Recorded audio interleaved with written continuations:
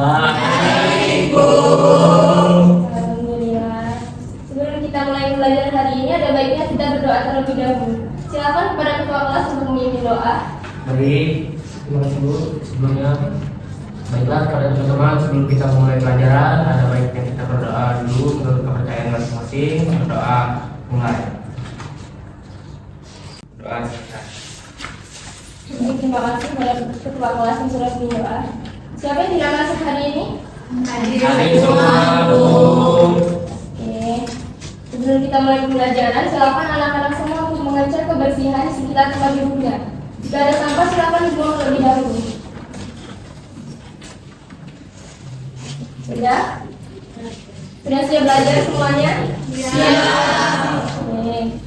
Sekarang aku tanya, siapa yang masih ingat pembelajaran kita minggu lalu? Ada yang masih ingat? Silakan Indri. Jadi minggu lalu kita itu belajar tentang pelaksanaan hak dan kewajiban warga negara secara seimbang.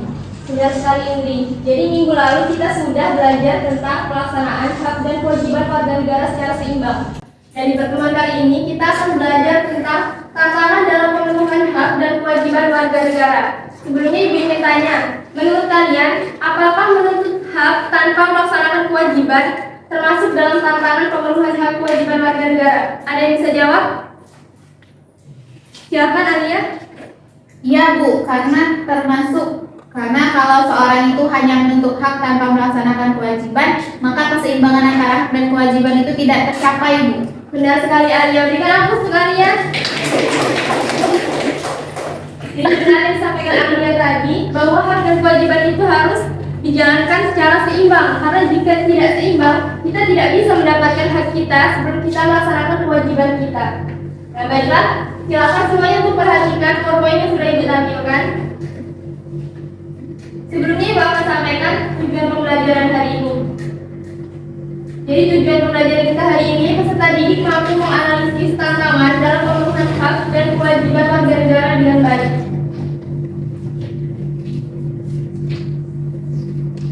Nah, yang pertama itu ada permasalahan pemenuhan hak dan kewajiban warga negara di Indonesia. Nah, yang pertama itu ada terganggunya kenyamanan dan perlindungan berkaitan dengan hak kebebasan berekspresi.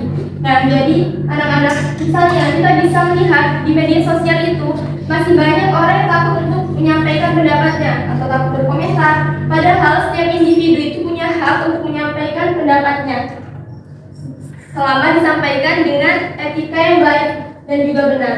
Nah, kemudian ada masih terdapat tindak kekerasan di berbagai sektor kehidupan. Contohnya, di lingkungan sekolah itu masih terdapat kasus bullying, yang tentunya kasus bullying ini sudah melanggar hak untuk dihormati dan juga dilindungi.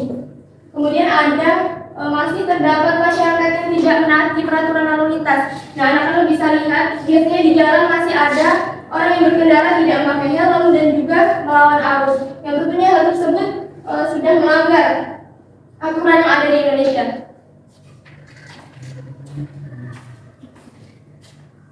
Selanjutnya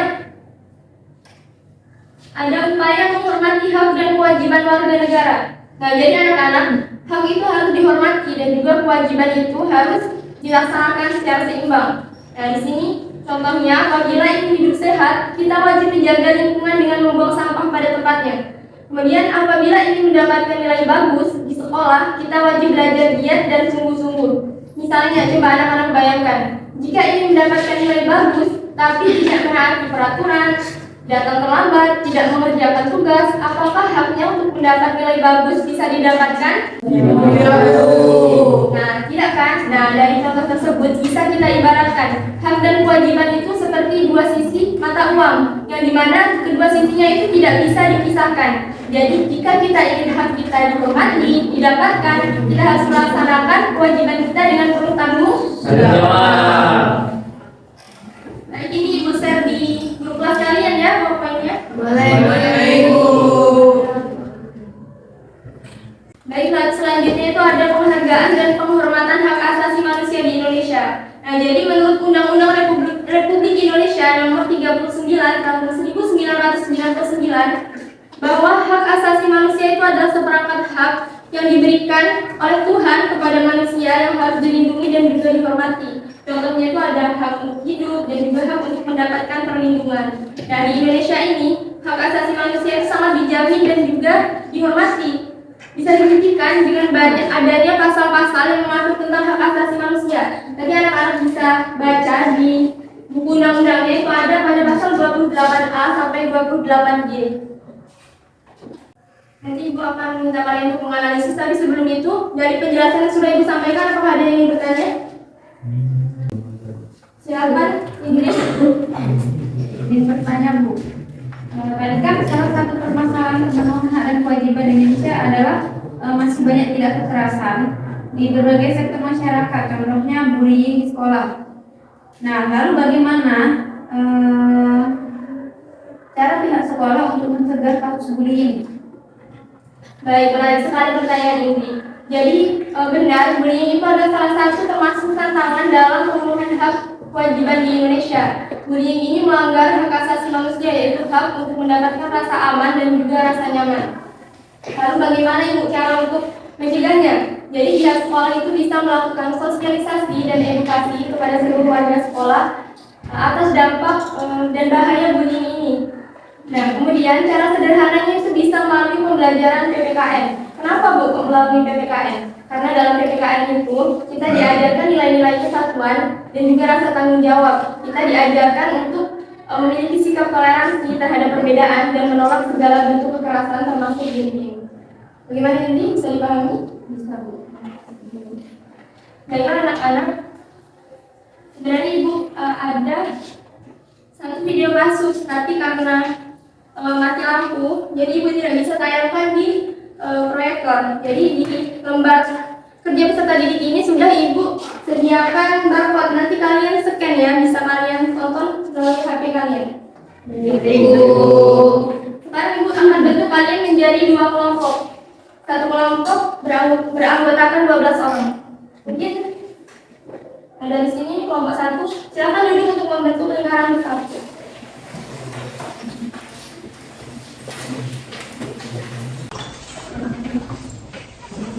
Baik, perhatikan terlebih dahulu semuanya. Nanti setelah kalian scan barcode di sini, kalian tonton videonya. Kemudian di sini kalian diminta untuk menganalisis hak dan kewajiban apa yang dilanggar dalam video kasus tersebut. Kemudian yang kedua, kalian diminta untuk menganalisis tantangan apa yang membuat hak dan kewajiban tersebut sulit untuk dipenuhi. Dan yang terakhir, kalian diminta untuk merancang solusi untuk mengatasi kasus tersebut. Bisa dipahami semuanya? Waktunya 5 menit ya. Jika ada kesulitan, silakan untuk ditanyakan.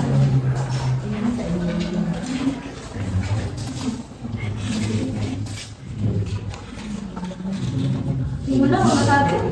Kesulitan?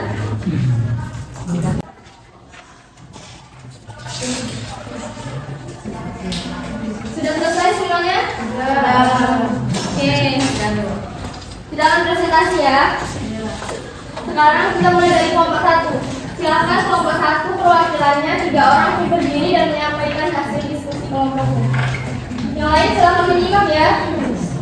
Kami dari kelompok perwakilan kelompok 1. Di sini kami akan menjawab soal pertama, yaitu analisislah hak dan kewajiban apa yang dilanggar dalam video kasus tersebut. Dalam peristiwa banjir tersebut, hak masyarakat untuk mendapatkan lingkungan yang bersih, aman, dan sehat telah dilanggar. Akibatnya, banyaknya sampah yang menyumbat saluran drainase membuat aktivitas terganggu. Rancanglah solusi yang tepat, realistis, dan kreatif untuk mengatasi pelanggaran hak dan kewajiban warga negara dalam kasus video tersebut. Nah, untuk mengatasi masalah banjir akibat sampah, sebaiknya pemerintah membangun sistem drainase bahwa tanah otomatis yang bisa menyedot dan menyaring sampah setiap hari. Selain itu, masyarakat bisa menggunakan alat sensor pintar di setiap selokan agar petugas langsung tahu lokasi tersumbat. Baik, terima kasih untuk kelompok 1 yang sudah menyampaikan hasil diskusinya. Untuk kelompok 2, apakah ada yang ingin ditanyakan? Ada, Bu. Silakan. Izin, saya perwakilan dari kelompok 2 ingin bertanya ke kelompok 1. Tadi kan kalian sudah menjelaskan ya, kalau pakai teknologi seperti sensor dan drain otomatis itu biayanya besar atau tidak? Dan kira-kira gimana cara kita bisa bantu supaya saluran air itu tetap bersih tanpa alat canggih? Baik, silakan kelompok 1 untuk menjawab. Baik, saya akan menjawab pertanyaan dari Alisa. Ya benar, kalau pakai alat sensor atau drainase otomatis memang biayanya besar dan belum bisa dilakukan di semua daerah. Jadi kalau belum ada alat seperti itu, kita bisa mulai dari hal sederhana dulu, misalnya membersihkan saluran air, berkeluarga dan tidak buang sampah ke selokan. Apakah sudah paham ya? Ya, baik, terima kasih. Jadi silakan kelompok 1 diulangi. Selanjutnya kelompok 2, silakan 3 orang perwakilan maju dan presentasikan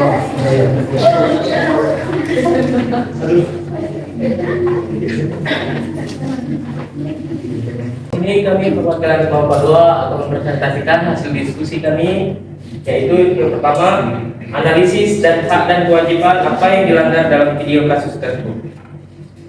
Peristiwa dalam video tersebut menunjukkan bahwa kewajiban warga negara menjaga fasilitas umum dan lingkungan sekitar belum dilaksanakan dengan baik. Banyaknya sampah plastik dan limbah industri rumah tangga yang menyumbat saluran drainase menandakan rendahnya tanggung jawab masyarakat terhadap kebersihan. Solusi yang sesuai dalam konteks tersebut adalah dengan mengadakan kerja bakti rutin warga dan setiap akhir tahun untuk membersihkan saluran air di lingkungan sekitar. Pemerintah juga menyediakan lebih banyak tempat sampah terpilah dan layanan pengangkutan sampah tepat waktu agar mudah menjalankan kewajiban. Kita beri aku dulu untuk kelompok 2.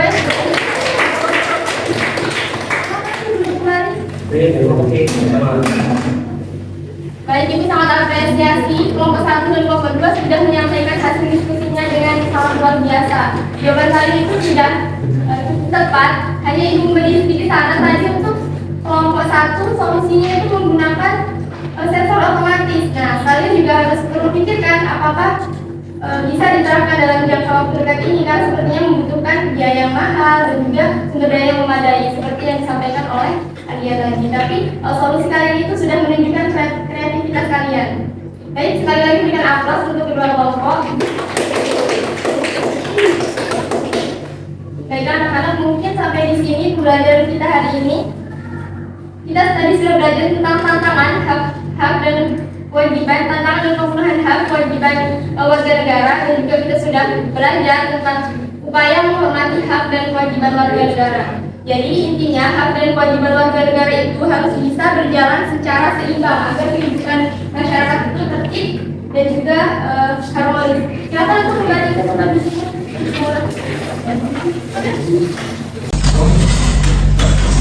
Nanti Ibu akan saya evaluasi yang di kelas kalian. Nanti silakan kalian menjawab dari